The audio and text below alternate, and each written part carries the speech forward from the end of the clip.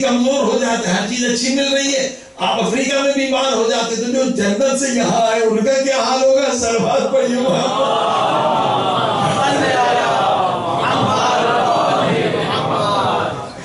کوئی ڈاکٹر بھی نہیں ہے، لیبارٹری بھی نہیں ہے، تو حضرت آدم علیہ السلام بیمار ہو گئے تو میرے اللہ میں بیمار ہو گیا ہوں، کیا کروں؟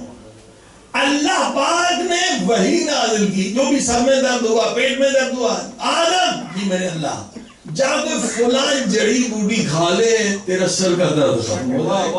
یہ طب اہل بیت ہے، یعنی علم وحی یہ پروردگار ہے۔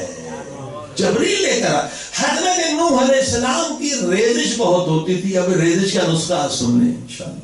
امام رضا علیہ السلام روایت نہیں کہ ہماری آج کل جو ریسرچ کر رہے ہیں طب اہل بیت پہ کر رہے ہیں، اور بہت زیادہ ریسرچ ہوئی ہے، تقریباً 25 سال 40 علماء نے ورک کیا۔ امام خمینی نے حکم دیا تھا کہ یہ چھپا ہوا خزانہ ہے، یہ قوم تک پہنچنا چاہیے، طب اہل بیت چھپا ہوا خزانہ تھا، لوگوں کو پتہ ہی نہیں تھا۔ تو یہ امام خمینی نے حکم دیا، آیت اللہ نورانی ان کے ساتھ مرحوم کے ساتھ بھی ہم نے کام کیا، تقریباً 20 سے 40 علماء نے 20 سے 25 سال ریسرچ کی، صرف طب اہل بیت کی روایتیں اکٹھی کی۔ تو علماء پہلے سمجھ لیتے ہیں میڈیسن پہ طب اہل بیت کی 1000 حدیثیں ہوں گی، 2000 ہوں گی، پہلے یہ سوچ رہے تھے 3000 ہوں گی۔ جب 20-25 سال ریسرچ ہوئی تو سب حیران ہو گئے، 11,000 حدیثیں طب اہل بیت کی، حیران ہو گئے۔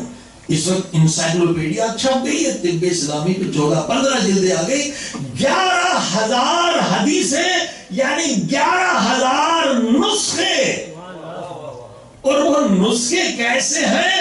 وہ انبیاء کے نسخے ہیں۔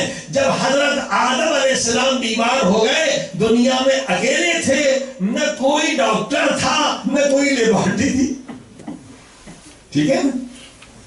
اب جنت کہاں اور دنیا کی مصیبتیں کہاں؟ آپ یورپ والے افریقہ چلے جاتے تو بیمار ہو جاتے کہ یہاں پانی اچھا نہیں ہے، پیٹ خراب ہو گئے، ہاں جی، یا سسٹم کیونکہ آپ کا امیونٹی کمزور ہو جاتا ہے، ہر چیز اچھی مل رہی ہے، آپ افریقہ میں بیمار ہو جاتے تو جو جنت سے یہاں آئے ان کا کیا حال ہوگا؟ سلوات پڑھیے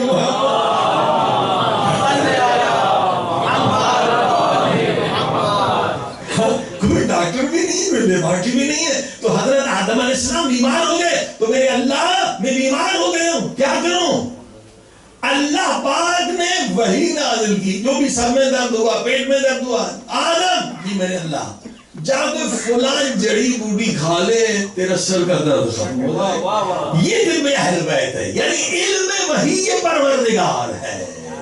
جبریل لے کر حضرت نوح علیہ السلام کی ریزش بہت ہوتی تھی، اب ریزش کا نسخہ سن لیں انشاءاللہ۔ امام رضا علیہ السلام روایت نہیں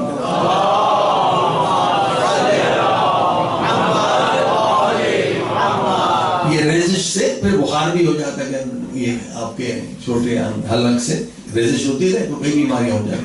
حضرت نوح علیہ السلام کو یہ بیماری تھی، روتے زیادہ تھے، نوح نام اس لیے تھا، تو ریزش ہو جاتی تھی، تو کہا میرے اللہ میرے کو ریزش ہو گئی، میں کیا کروں؟ تو جبریل نسخہ لے کر آئے، فارمولہ لے کر آئے۔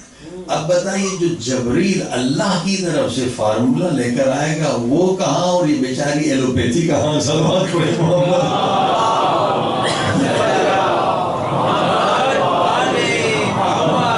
یہ جو دوائی ہم لیتے ہیں اس کے پیچھے 30 نقصانات بھی لکھے ہوئے ہوتے ہیں، سائیڈ ایفیکٹس بھی لکھے ہوتے ہیں۔ اللہ کی طرف جو نسخہ ہے وہ ایک بیماری کے لیے لیں گے تو 10 بینیفٹس اور مل جائیں گے، یہ خود ہم نے تجربہ کیا۔ تو امام رضا علیہ السلام نے فرمایا کہ جبریل لے کر آئے کہ 3 چیزیں بتائیں، حلیلہ بلیلہ آملہ، حلیلہ بلیلہ آملہ، یہ ملا کے کھا لیں تو آپ کی ریزش ختم ہو جائے گی۔ اور یہ نسخہ الحمدللہ ہم خود بھی بناتے ہیں اور عام بھی ہے اس وقت ایران میں، وہ جناب ریزش کے لیے کھاتے ہیں، کوئی ہڈیوں کے درد کے لیے کھاتے ہیں تو اس کا درد ختم ہو جاتا ہے، کوئی کھاتا ہے اس کے بال سفید سے کالے ہو جاتے ہیں، جوان ہو جاتا ہے۔ صلوات پڑھی محمد۔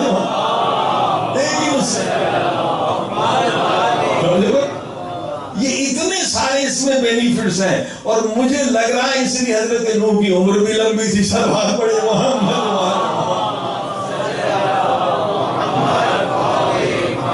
یہ حلیلہ بلیلہ آملہ کا کمال ہے۔ کہ 900 سال سے بھی اوپر زندگی تھی، 950 سال. تو عزیزان گرامی یہ طب اہل بیت ہے.